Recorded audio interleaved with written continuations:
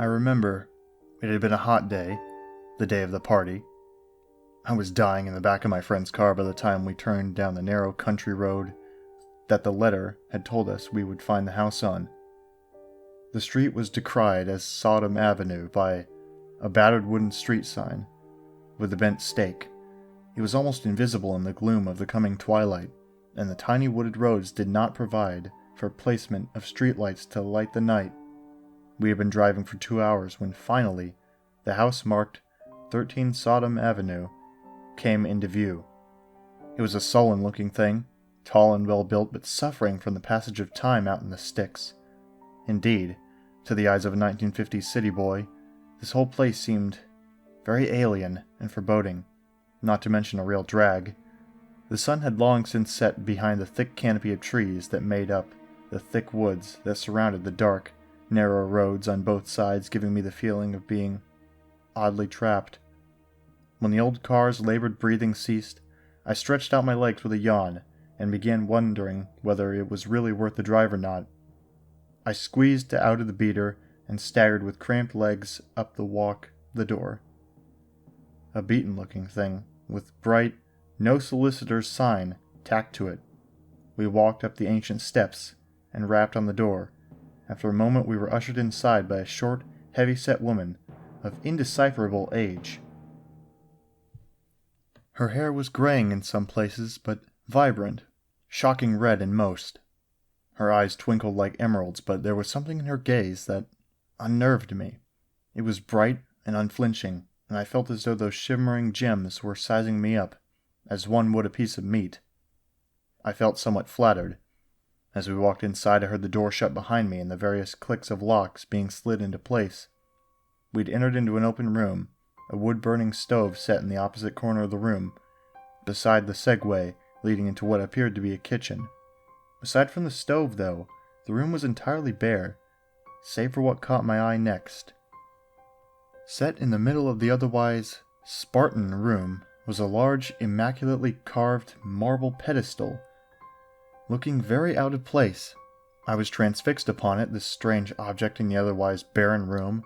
The base was inlaid with gold and silver, ending in a slab that appeared to be made of purest crystal.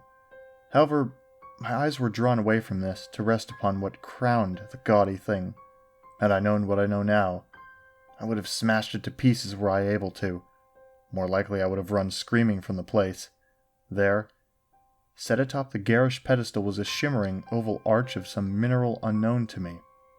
It had the coloring of pure jade, but phantom traces of color were alive within it, darting one way, then the next, before leaving the arch entirely to dance within the crystal slab. The colors may have changed, but the shape they formed did not. A perfect circle set in the center of the arch. Wide, soft edges formed before dissipating, before reforming once more. But as I stared at this otherworldly obelisk, something happened that haunts me to this day. It blinked at me. A wave of color descending and rising over an orb of the purest red set at the oval's center. In an instant, the woman who admitted us to the party was joined by 2 others, both with the same fire-red hair with gray at the edges and the same piercing emerald eyes. They smiled, but the way they cast glances between me and the pedestal, along with the vice grip taken on my arm, gave truth to their thoughts. We were then led down into the basement, and as we descended I checked my watch and saw that the hour had slipped to 9:30. As we reached the basement, however, all thoughts of the time and the strange obelisk were banished from my mind. The basement was lavishly painted pearl white and well furnished in stark contrast to the barren upstairs. At the room's head, a bulky air conditioner fought off the oppressive heat of summer. Off to the side was an immaculate wall-lining couch, pearl white leather in keeping with the room's color. On the room's opposite side there was a large TV, flicking through channels as one of the guests perused the remotes. On either side of them were bubbling hot tubs, and set against the wall there was a sprawling bar complete with a scantily clad attendant, bearing the same haunting visage as the women who'd brought us downstairs. As the woman from the door walked us to the couch, she handed each of us a masquerade mask. Mine was rather ornate, covering both eyes and much of the nose as well. Pristine white, trimmed in gold and lined with sapphires, it was easily the most expensive thing I had ever worn. My friend was given a similar one, black and studded with rubies. We sat on the cushy couch and brandished the honeyed whiskey we had brought for the occasion. Cracking the cap, we began taking long, deep draws in the bottle. The room was crowded almost to capacity with people, some standing, some sitting, talking, dancing, screwing in the hot tubs, some smoking, and even some blowing down on the bar counter. With a shrug, we brandished the joint we had brought for the occasion and lit it up as well. A moment later, the lights cut out and loud music began booming through the room, and as heavy footsteps came down the stairs.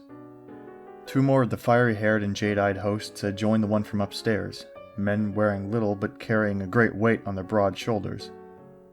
They smiled and settled a massive, ornate wine bowl down on the bar counter. It appeared to be carved from the same marble and crystal the obelisk above was, sporting the same phantom lights that formed otherworldly characters and symbols before disappearing and forming something new. The contents were an almost luminescent pink with slices of strange red fruit floating inside. For a moment, I thought I could see a trace of that same eye that topped the obelisk upstairs before vanishing. As they'd set the wine bowl down, a massive bedspread descended from the otherwise bare wall to the right, and the red-haired women and men were suddenly very nude upon it, beckoning to all in sight with a hungry smile on their full lips. Whereas the other guests flocked to the wine and to the orgy bed, I was content to nurse the bottle that we had brought, already feeling a strong, heady buzz coming on between the whiskey and the weed. Besides that, something in those lusty smiles and the overeager eyes banished all thoughts of sex from my mind.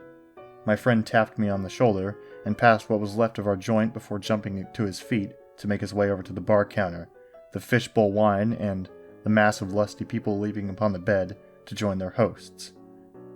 I might have joined him, were it not for the fact that, earlier in the week, I had ended a particularly difficult relationship, and for the time being I was happy enough to pass on the carnal pleasures offered at the party in favor of the intoxicating ones.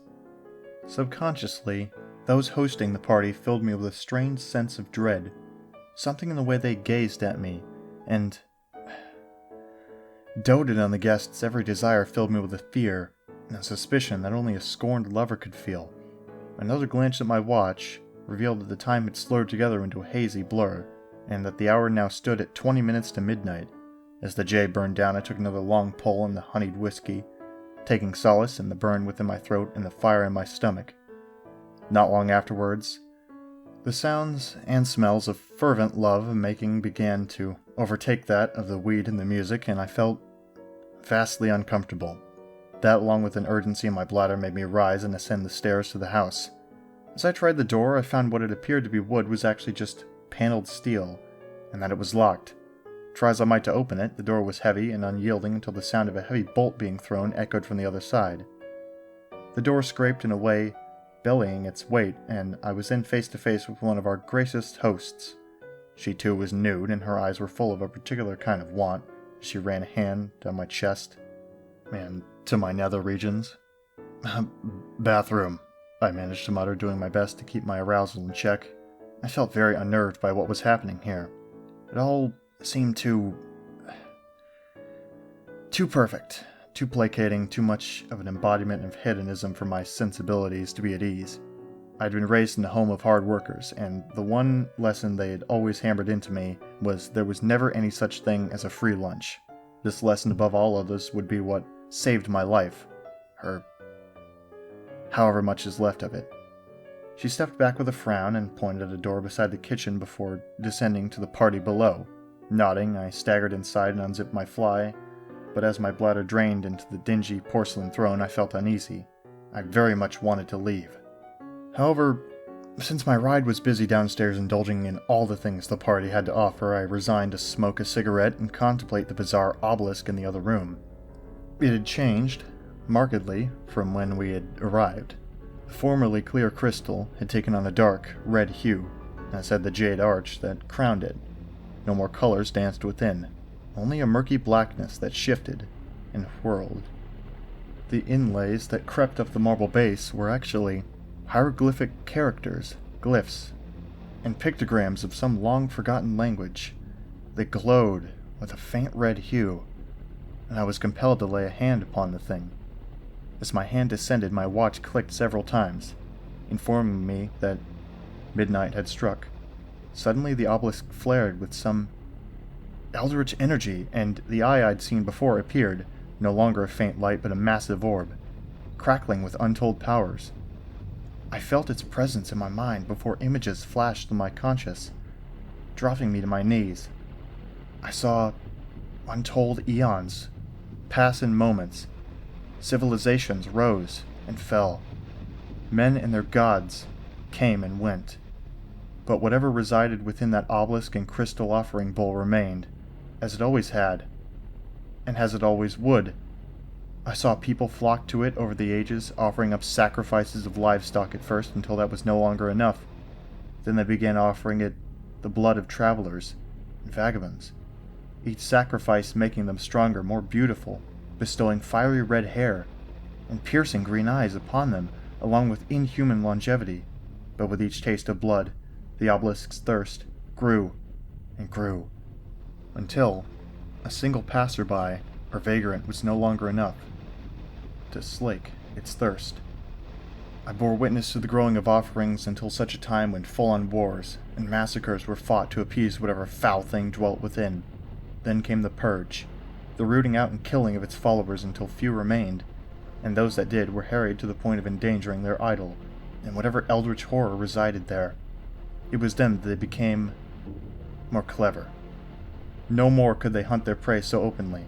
They became quiet then, waiting for enough time to pass, so as to be considered no more than legends. This was when they hosted the first of their parties. The first was held in archaic Greece, pandering to the aristocracy under the guise of worshiping Dionysus, god of wine and lust. Then on to Rome, Egypt, Gallic France, Britannia. They moved silently through history, adding much more cautiously to their numbers and victims, all the while gorging their idol with all the blood that it craved. I saw centuries flit by like the passing of sand in an hourglass, all while the parties continued, the pattern of reaping the unsuspecting fools who had attended and partaken of the many vices offered by the red-haired hosts, continuing unbroken. Then came the Inquisition, and once more they were hunted and harrowed until they fled across the sea to the New World, beginning in New Amsterdam. This time, they were far more cautious, avoiding crowded cityscapes and the attention that would bring.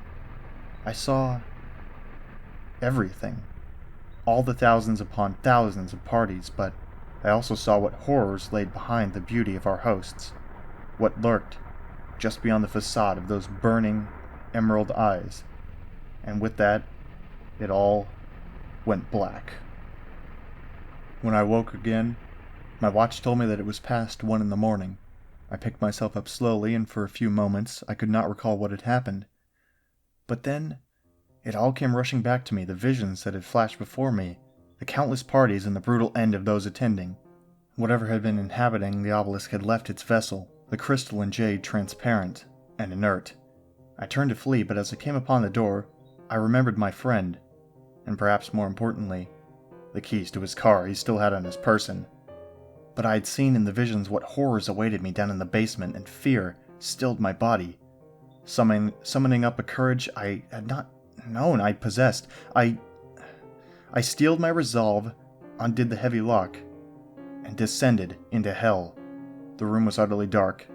The smell of free-flowing blood and liquor mingled with that of cigarette smoke and sweat, forming a fetid and grotesque aroma of death. As I cleared the stairs and entered the room, the lights were still out, and several moments passed before my eyes adjusted to the darkness. I very much wish they hadn't, for the grisly scene still haunts me. The floor was littered with the partygoers, all splayed out in the ground, as though they had all suddenly just collapsed where they stood. I saw that most of the inert partiers had the paper cups distributed with the strange wine gripped tight in their numb fingers, but The visions had already shown me what was contained within the great crystal offering bowl, and the macabre source of the strange fruit floating within. Words do no justice to the sounds I heard, the rending of flesh and cracking of bone. Though the darkness that hung in the room prevented me from seeing, the visions had already shown me what lurked there, just beyond the sight. I moved a step forward, calling my friend's name in a hoarse whisper when I stepped on something and heard a slight murmur. A glance down showed that I had trampled on someone. It was a young blonde. Though her body and features were still, her eyes were wide with panic and fear.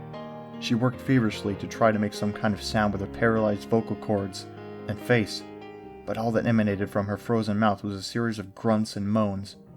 Reaching down, I took her arm and tried to heave her out from the sprawl of bodies splayed about the floor, but her leg was tangled in something at the edge of vision. Grimacing, I pulled harder and harder until she gave a muted moan of pain. Her eyes seemed like they were trying to force themselves free of their sockets as her numb lips worked to form in a horrified scream. It was then that I became aware of the low growl and the movement that had begun emanating from the darkness. I froze, and with a numb feeling, I became aware that my hands were shaking violently. As I trembled, the thing that clutched at her edged forward to this very day, what showed itself in that brief instant, I see, every time I close my eyes. Two great glittering emerald eyes above a set of massive bloodied fangs twinkling murderously in the darkness. The girl was torn from my grasp with a blood-curdling roar before being dragged rapidly out of the range of my sight. As she slid across the linoleum floor, she looked up at me, at the light I held. Though her voice was frozen, her eyes had begun screaming louder than her throat could have ever had as she slipped behind the veil of darkness. Then there came the horrific sound of flesh and bone being parted as a spray of blood blanketed the TV screen. Panic seized me then, but I couldn't run, not until I got to the keys and means of escaping this nightmare. I said a prayer to whoever might have been listening before beginning to pick my way around the bodies of the fallen partiers. The visions told me that the creatures would be more focused on feeding and offering up their prey to their idol than me, so long as I was quick and drew no attention to my presence. I passed more inert partygoers, all of them pleading desperately with their eyes, but I passed them by. Coward that I was, I dare not risk discovery for their lives as I already had. But search as I might, my friend was nowhere to be seen, and I refused to draw any closer to the sounds of feeding than I already had. I resolved to rummage through the pockets of the fallen, ignoring their groan pleas for help as I ransacked them. Eventually, I came upon a man with a set of keys, but he had imbibed less of the poison than others, and he raised his voice at me, begging for me to save him from the things lurking in the darkness. I tried to silence him, but this only seemed to give his voice further strength, so I turned to leave as quick as I could. That's when he grabbed my ankle. I stumbled and butted into the wall, my shoulder heaving up the switch of the track lighting that ran the length of the room, the blood-splattered lights giving the room a pinkish hue. Though I knew what awaited me in the abyss of the basement, seeing it in person froze my blood and the scream that fought to rise in my throat. I saw them, the servants of the horror that dwelled within the obelisk, as they fed and gave up offerings. The crystal bowl was halfway filled with blood, and that great eye dwelt within, swiveling to and fro with a macabre glee. But then it settled upon me, where I stood frozen. Slowly, its servants lifted their heads to settle gleaming emerald eyes upon where I stood. Their bodies had been turned into horrid mockeries of the human form, sleek and trim, but possessing bulging muscles in the arms and legs that had been bent and reshaped to further suit their murderous purpose. Massive claws jutted from the mangled flesh that used to be hands and feet. Their skin was stretched taut with abrupt angles of broken and reformed bones jutting out at insane angles. Blood caked their bodies, but by far the most horrific aspect of their features was the face, for beneath the glowing green orbs that now turned up to glare at me were the twisted and ravaged faces and visages of the women and men that had been our hosts. Among their numbers, I recognized several of the partiers as well, along with my friend. Saber-like fangs jutted from their gaping jaws as the foul creatures peeled back their lips to loose blood-curdling shrieks at me. The air froze in my lungs, barring the shriek that formed in my throat as I spun and darted for the stairs. My blood curdled as I heard the voice of the thing that used to be my friend, calling my name, beckoning me, his voice distorted and hideous as his body. Leaping up the stairs two at a time, I could feel the heat of the creature's breath on my neck, hear the scrabble of claws on wood as the monstrosities gave chase up the stairs. I felt a searing heat in my back, but slowed not a fraction, throwing myself over the threshold and kicking the door shut behind me. But one of the creatures had managed to snake a claw between door and lock before it could close. Frantically, I slammed the heavy steel repeatedly until I was rewarded with the sound of bones shattering, and the monstrous limb retreated with a shriek that will haunt me to my dying breath. Gasping for air, I threw the heavy bolt and set my back against the door, fighting to catch my breath.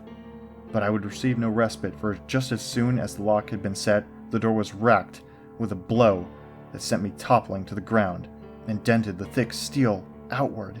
Cursing and screaming, I tore off through the house, and upon finding the front door secured with a heavy padlock and all the windows similarly secured, I slumped upon the ground, resigned to my fate.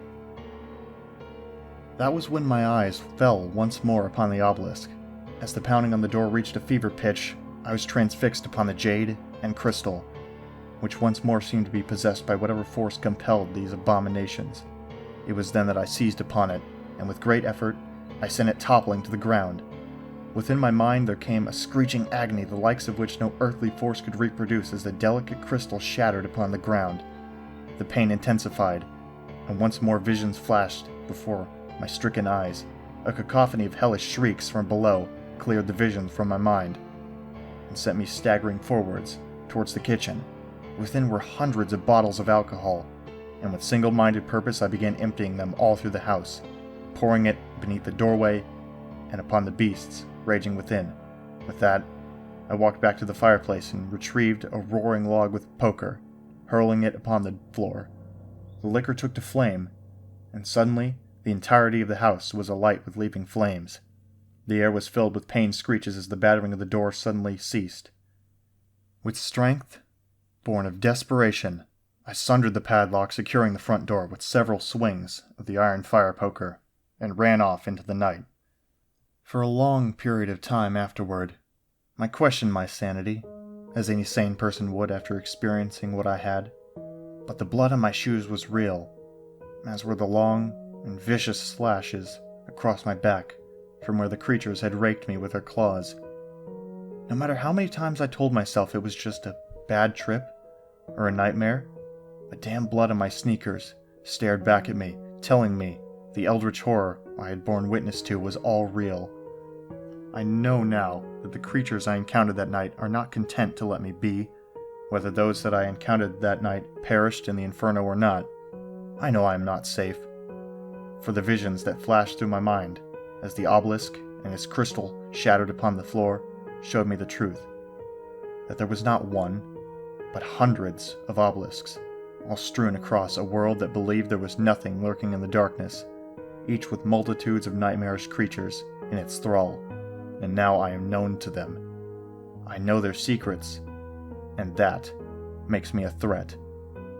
I fled my friends and family soon after that night to the far-flung corners of the earth, but I see them when I go out, people with piercing stares and glittering emerald eyes appearing out of a crowd.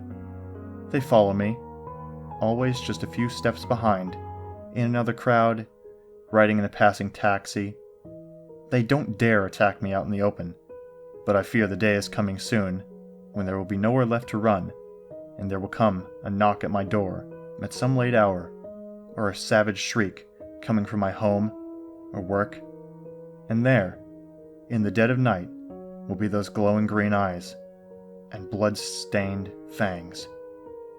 And I will know that they have finally come for me to collect what I escaped with all those years ago at that God-forsaken party.